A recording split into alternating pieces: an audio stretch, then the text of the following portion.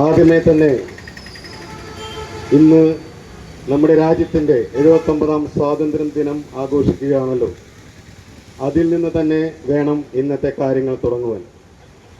കാരണം രാജ്യത്തെ ചരിത്രങ്ങൾ വളച്ചൊടിച്ചു കൊണ്ടിരിക്കുന്ന BJP സർക്കാരും അതിന് നേതൃത്വം നൽകുന്ന RSSും ഇന്ന് ചെങ്കോട്ടയിൽ നടന്ന സ്വാതന്ത്ര്യദിന സന്ദേശത്തിൽ ഏറ്റവും അധികം കൂടുതൽ ഊന്നൽ നൽകിക്കൊണ്ട് സംസാരിച്ചത് RSS എന്ന രാഷ്ട്രീയ സംഘടനയാണത്രേ ഇന്ത്യ രാജ്യം കെട്ടിപ്പടുക്കുന്നതിനും സ്വാതന്ത്ര്യം നൽകുന്നതിനും മുമ്പിൽ നിന്നതെന്നാണ്.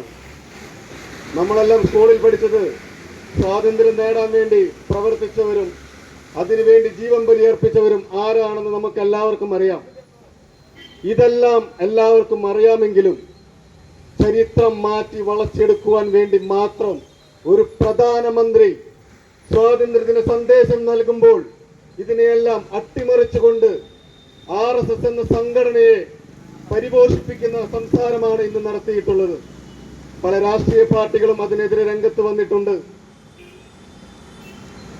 രാജ്യത്ത് NCERT ഗവൺമെന്റിന്റെ നേതൃത്വത്തിൽ ഗുജറാത്ത് എന്ന സംസ്ഥാനത്ത് കുറച്ചു നാൾ മുമ്പ് പരീക്ഷയിൽ ചോദിച്ചൊരു ചോദ്യമുണ്ട്: മഹാത്മാഗാന്ധി ആത്മഹത്യ ചെയ്തത് എന്തിനെന്ന്.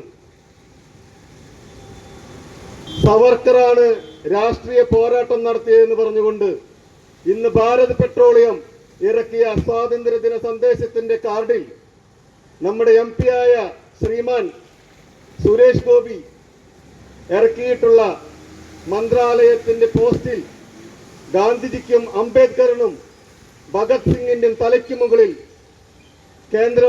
കേന്ദ്ര ഗവൺമെന്റ് ഇന്നൊരു പോസ്റ്റ് ചെയ്തിട്ടുണ്ട്. സവർക്കറുടെ ഫോട്ടോയാണ് ഗാന്ധിജിയുടെ തലയ്ക്ക് മുകളിൽ അവർ സ്ഥാപിച്ചിട്ടുള്ളത്. ആലോചിച്ച് നോക്കുക, വരും വർഷങ്ങളിൽ ഇതൊക്കെ ഒരു സർക്കാരിന്റെ രേഖയായി ഇവർ മാറ്റും. നമുക്കറിയാം ഇന്ന് തെരഞ്ഞെടുപ്പ് കമ്മീഷന്റെ അവസ്ഥ എന്താണെന്ന്.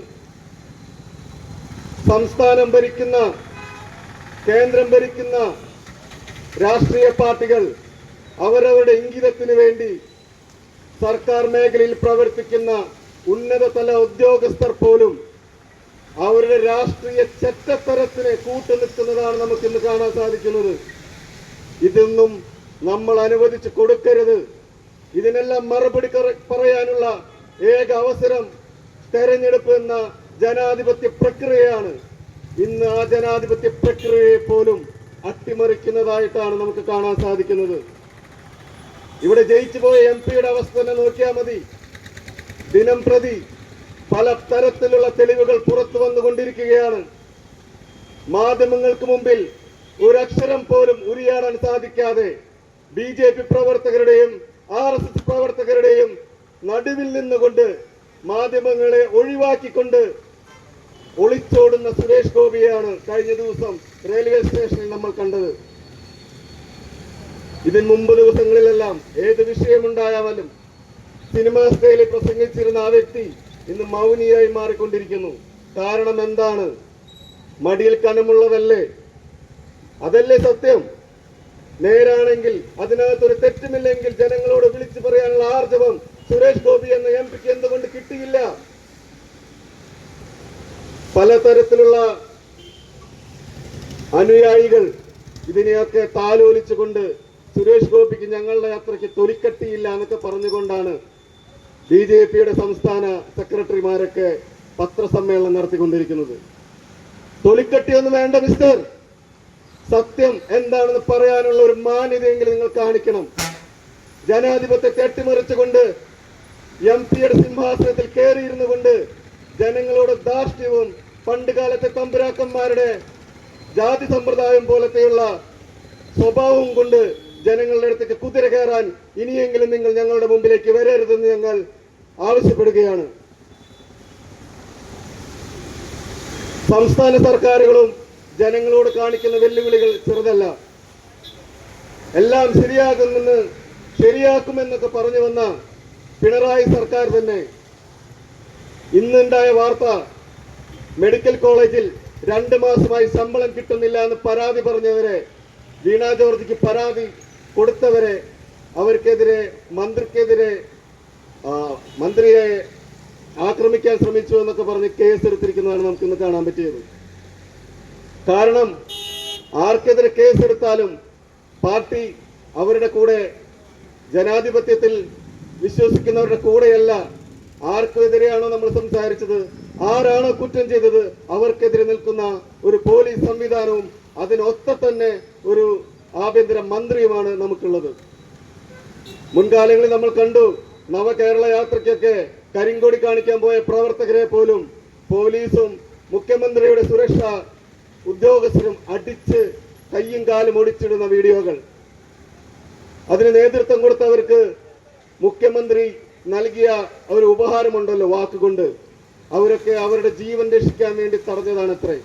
ഇതുപോലെയുള്ള ജീവൻ രക്ഷാ മാർഗങ്ങൾ, സന്നദ്ധ പ്രവർത്തനങ്ങൾ അവർ ഇനിയും തുടരട്ടെ എന്നാണ് മുഖ്യമന്ത്രി അവർക്ക് ധൈര്യം കൊടുത്തുകൊണ്ട് പറഞ്ഞത്.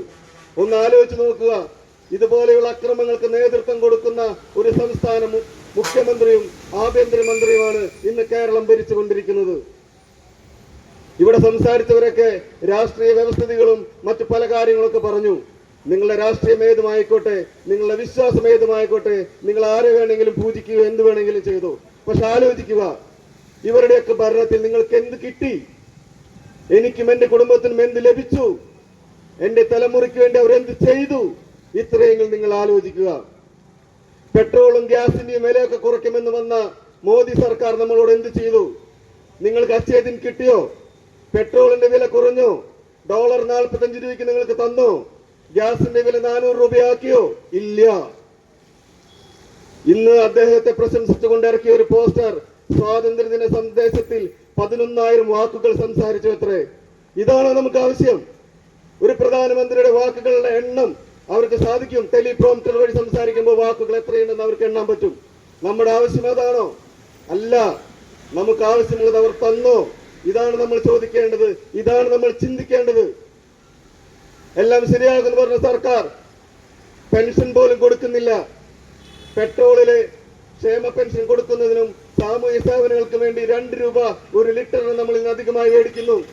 10 പൈസ കൂട്ടിയാൽ ഇവിടെ കടകൾ അടിച്ചു പൊളിക്കുകയും വാഹനങ്ങൾ തകർക്കുകയും ചെയ്ത് സമരങ്ങൾ ചെയ്തിരുന്ന ഡിവൈഎഫ്ഐക്കാരും കമ്മ്യൂണിസ്റ്റുകാരും ഇന്ന് എവിടെ?